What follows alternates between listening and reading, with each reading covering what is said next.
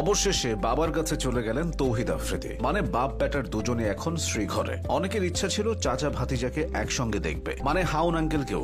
অনেকে জানেন না, হাউন আঙ্কেল ও তৌহিদ আফ্রিদিকে নিয়ে মান্না দে অনেক আগে একটা বিখ্যাত গান গেয়ে গেছেন। নিখিলেশ প্যারিসে, মইদুল ঢাকাতে, নেই তারা আজ কোনো খবরে। এখানে কে নিখিলেশ আর কে মইদুল তা আপনারাই ঠিক করুন। গ্রেফতারের আগে গাড়িতে তোলার সময় আফ্রিদি বলছিল সে এসেছিল তার দাদার কবর জিয়ারত করতে। অথচ কেউ কেউ বলছে আফ্রিদিকে বাসার পানির ট্যাঙ্ক থেকে গ্রেফতার করা হয়েছে। আবার কেউ বলছে সে সানসেটে লুকিয়েছিল।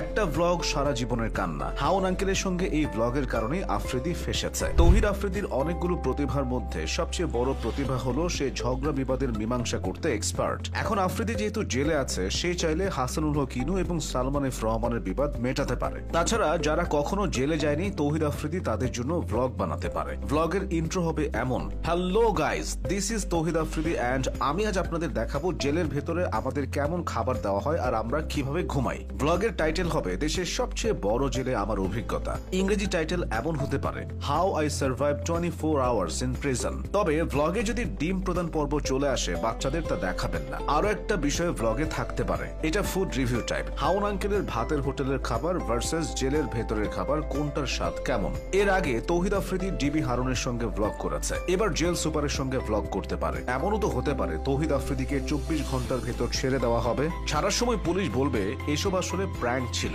ওই যে দেখো ক্যামেরা। এদিকে জনগণ এবার তৌহিদ আফ্রিদির অভাব প্রতিটা মুহূর্তে টের পাবে। ঢাকা কলেজ ও সিটি কলেজের গ্যাঞ্জাম একমাত্র আফ্রিদি মীমাংসা করতে পারত। নরেন্দ্র মোদী ও বিজয় থালাপতির দ্বন্দ্ব নিরসনেও আফ্রিদিকে দরকার। মাঝখানে আফ্রিদি, তার ডানে মোদী, বায়ে বিজয় থালাপতি। আফ্রিদি তাদেরকে বলছে তোমরা একজন আরেকজনকে সরি বলো। কি কিউট একটা ব্যাপার হতো, ভাবা যায়। যে যাই বলুক, বাংলাদেশি জন্ম নেওয়াটাই অপরাধ। আজ তৌহিদ আফ্রিদি যদি অন্য কোনো দেশে জন্মাতো, গ্যাঞ্জাম মীমাংসার জন্য শান্তিতে নোবেল পেত।